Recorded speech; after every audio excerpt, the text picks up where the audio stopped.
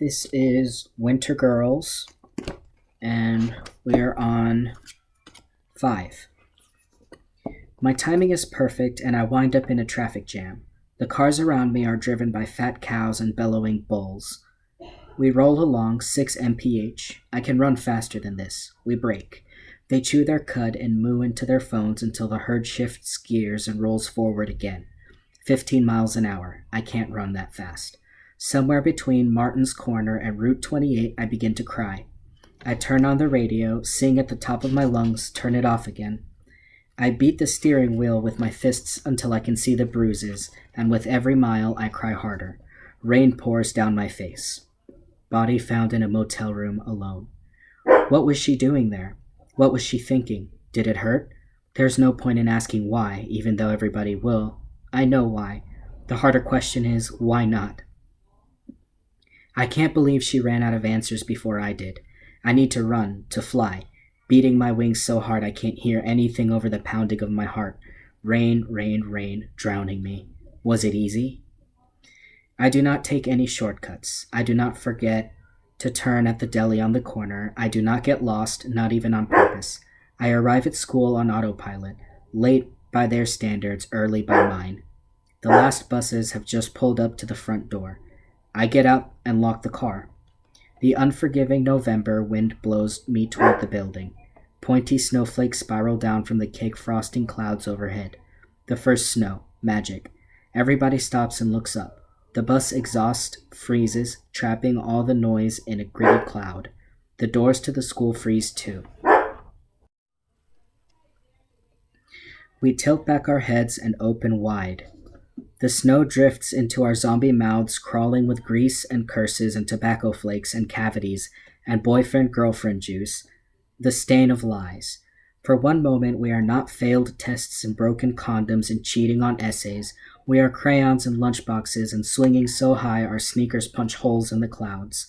For one breath, everything feels better. Then it melts. The bus drivers rev their engines and the ice cloud shatters. Everyone shuffles forward. They don't know what just happened. They can't remember. She called me. I walk back to my car, get in, turn on the heat, and wipe my face on my shirt. 7:30. Emma's done with French now and is unpacking her violin. She'll spend too much time rosining her bow and not enough tuning the strings. The winter concert is coming up in a few weeks, and she doesn't know the songs yet. I should help her with that. Cassie's at the morgue, I guess. Last night she slept there in a silver drawer, eyes getting used to the dark. Jennifer said they're doing an autopsy. Who will cut off her clothes? Will they give her a bath? Strangers touching her skin? Can she watch them? Will she cry? The late bell rings and the last people in the parking lot sprint for the door. Just a few minutes more. I can't go in until the halls are empty and the teachers have numbed them with boredom so they won't notice when I slip down the halls. I turn around and clear a place in the back seat, shoving all the tests, sweatshirts, and overdue library books to one side so Emma will have a place to sit when I pick her up. Jennifer insists on sticking her in the back. It's safer, she says. There is no safer. There's not even safe. Never has been. Cassie thought heaven was a fairy tale for stupid people. How can you find a place you don't believe in? You can't. So where does she go now? What if she comes back, eyes on angry fire? 7:35. Time to go to school and stop thinking. 6. No honors option for me, not this year. I am contemp world lit, sci 12, the Holocaust physics trig again and lunch. No gym, thanks to a magic note from Dr. Parker. There are asterisks next to my name and footnotes that explain the situation. When I was a real girl, my mother fed me her glass dreams one spoonful at a time. Harvard, Yale, Princeton, Duke, undergrad, med school, internship, residency, God. She'd brush my hair and braid it with long words, weaving the Latin roots and Greek branches into my head so memorizing anatomy would come easy. Mom, crossed out. Dr. Merrigan was furious when the guidance counselor kicked me out of honors and dropped me down to college track. The counselor suggested that I plan on going to my father's college because they had to let me in. Free tuition for faculty kids, she reminded us. I was relieved. That night, Dr. Merrigan told me that I was too smart to be a slacker faculty kid. She wanted to have me privately tested to prove that I was brilliant and that the school was not meeting my needs. But then I screwed up again, and they slammed me back in the hospital, and when I got out, I changed all the rules. I used to fantasize about taking the Mensa test to prove that I wasn't a total loser. Maybe I'd score total off-the-hook genius. I'd make 100,000 photocopies of the test results, glue them to the walls of my mother's house, take a bucket of red paint, a thick brush, and I'd write "ha" 1,000,000 times. But there was a pretty good chance I'd flunk it. I really didn't want to know. The buzzer sounds. Students float from room to room. The teachers tie us to our chairs and pour worlds into our ears. The shades are pulled and the lights are off in the physics lab so we can watch a movie about the speed of light and the speed of sound and some other garbage that doesn't matter. Ghosts are waiting in the shadows of the room, patient, dull shimmers. The others can see them too, I know it. We are all afraid to talk about what stares at us from the dark. Waves of physics particles stream through the room. She called me 33 times. A ghost wraps herself around me, strokes my hair, and puts me to sleep. The buzzer sounds. My classmates grab their books and race for the door. I have drooled on my desk. My physics teacher, what is his name, frowns at me. When he breathes through his open mouth, I can smell the night scum coating his tongue and the sunny side-up eggs he ate for breakfast. Are you planning on staying here all day? He asks. I shake my head no. Before he tries to be witty again, I grab my books and stand up. Too fast. The floor tries to pull me down face first, but my night scummy teacher is watching, so I make myself strong enough to float away, stars swimming in my eyes. 1, 2, 3, 4, 5, 6, 7, 8, 9, 10, 11, 12, 13, 14, 15, 16, 17, 18, 19, 20, 21, 22, 23, 24, 25, 26, 27, 28, 29, 30, 31, 32, 33. 3 stars. Dead girl walking, the boys say in the halls. Tell us your secret, the girls whisper, one toilet to another. I'm that girl. I am the space between my thighs, daylight shining through. I am the library aide who hides in fantasy. I am the circus freak, uncased in beeswax. I am the bones they want, wired on a porcelain frame. When I get close, they step back. The cameras in their eye holes record the zit on my chin, the rain in my eyes, the blue water under my skin. They pick up every sound on their collar microphones. They want to pull me inside of them, but they're afraid. I am contagious. I tiptoe to the nurse's office, hand on the wall to keep me vertical. If I run or breathe too deep, the cheap stitches holding me together will snap, and all the stickiness inside will pour out and burn through the concrete. The nurse ruffles her feathers when I slink in. She turns down the radio, cool jazz, and looks me over, hands on her hips, eyes sad and friendly. I thought you might stay home today, she says. It's got to be a shock. Cassie was real close to you, wasn't she? I don't feel good, I say. Can I lie down for a while? You know the rules. She is a crafty witch in nurse's clothing. Okay. I sit on the chair next to her desk and let her take my temperature and blood pressure. She wraps the cuff around my arm bone. Are you still being weighted regularly? Once a week. I'm fine. I don't need to step on your scale. You don't look fine. She jots down my numbers. If you're going to stay here, you have to get something in your system. If you don't, it's back to class. Do I want to die from the inside out or the outside in? She opens up a carton of orange juice, pours it into a paper cup, and hands it to me as she removes the thermometer. I'm serious. I take the cup from her. My throat wants it, my brain wants it, my blood wants it, crossed out. My hand does not want this, my mouth does not want this. The nurse wants this and I need to hide. I force it down. The door opens and 2 guys walk in, one bleeding from his nose, the other looking a little freaked out at the sight of blood. The nurse makes the bleeder sit with his head tilted back and his buddy sit with his head between his knees so he doesn't pass out. I throw the paper cup in the trash can, take the newspaper off her desk, and retreat to the cot at the far end of the room. You'll drink another one in 15 minutes, the nurse says, or you can have a lollipop, grape or lime. Right. I pull the little screen in front of the cot, sit down, and search through the newspaper. Local section, page 2. The article runs for a couple of inches, next to an ad for fur coats, 30% off.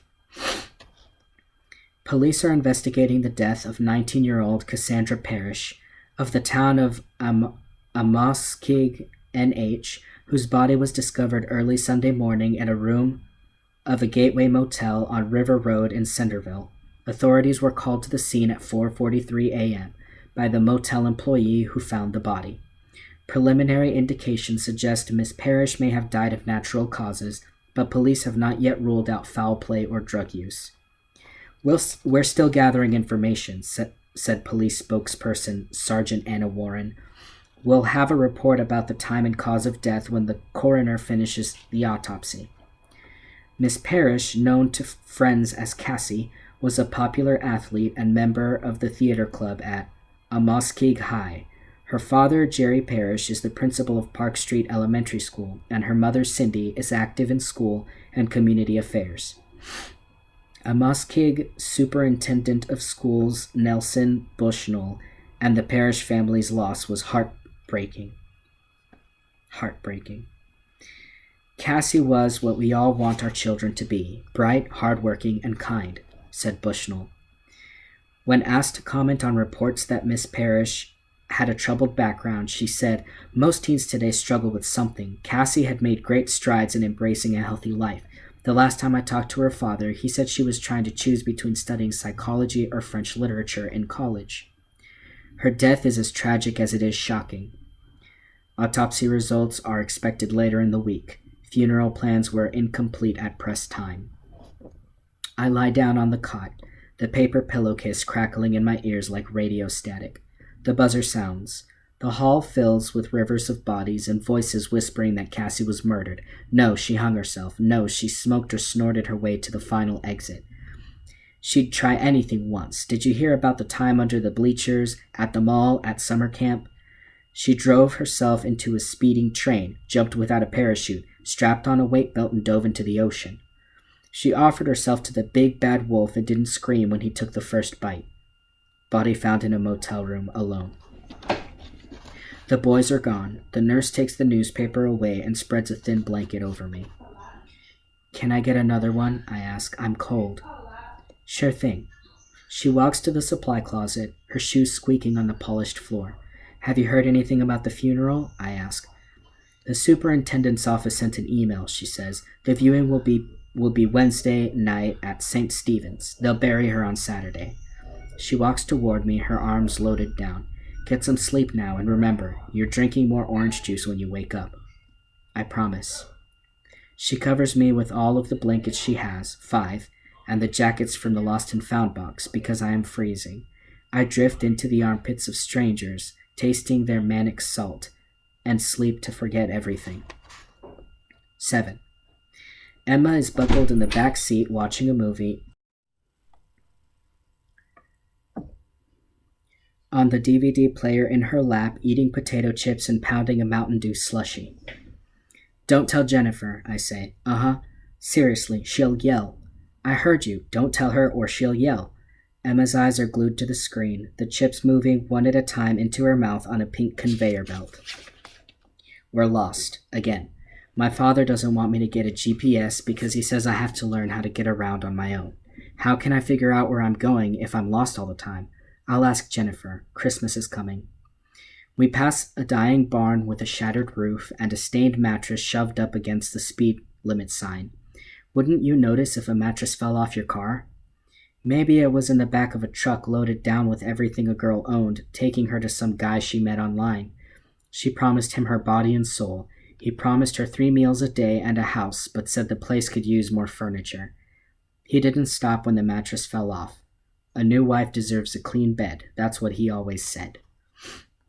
Maybe a leather-covered biker girl, butch and strong, is coming down the road a mile or so behind me.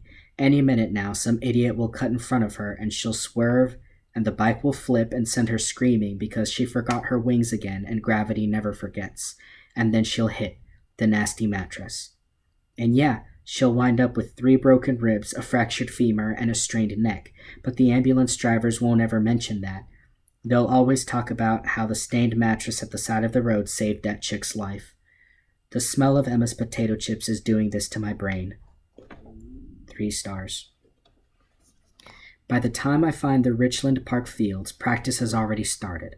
Emma wants to stay in the car until the end of the movie. You need to get out there, I say. She groans and closes the player. I hate soccer. So tell them you want to quit. Mom says the season is almost over and I'm not allowed. So get out there and play. Have fun. She looks at my eyes in the rearview mirror. Nobody ever kicks me the ball. Emma is a mattress who got thrown off the truck when her parents split up.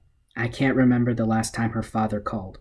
Jennifer is determined to carve her into the perfect little girl who will turn into the perfect young lady whose shining accomplishments will prove to the world that Jennifer is the absolutely perfect mother. It's not like you can blame a mattress when people don't tie it down tight enough. I open my door. Come on, I'll kick the ball to you. She closes the player and tosses it on the seat. No, you said you have homework. She suddenly can't get out fast enough. Bye, Leah. Drive safe. It takes a couple of heartbeats to figure out what just happened. 1, 2, 3. The smells are messing with my neurons again. I roll down the window. Emma, hang on. She slowly walks back to the car, hugging the soccer ball tight. What? I changed my mind. I want to watch you practice. Where should I sit? Her eyes fly open. No, you can't. Why not? Other people are watching. It's just... She looks at her cleats and mumbles. You can watch from the car. It's warmer. There are shouts from the field, 9-year-olds psyching themselves up for the kill. Travel soccer is intense. Emma, look at me. How did Jennifer's voice sneak into my throat? Why don't you want me to get out of the car? She kicks the gravel. Tiny stones bounce up and ding the paint on my door. Coach asked me if it was true you had cancer. She kicks again. 'Cause he heard you were in the hospital and, I said yes. Whistles blow on the field. I'm sorry, I didn't know what else to say. It's okay, I say. I understand. Don't worry about it. The ball slips out of her hands and rolls toward the field. You're not mad at me? I can never be mad at you, silly. She finally looks up. Thanks, Leah. And you're right, I have a ton of homework. I start the engine. My teachers will love you for making me deal with it. See you later? She smiles. Okay. I think there are some chips left if you're hungry. I roll up the window. I wish I had cancer. I will burn in hell for that, but it's true.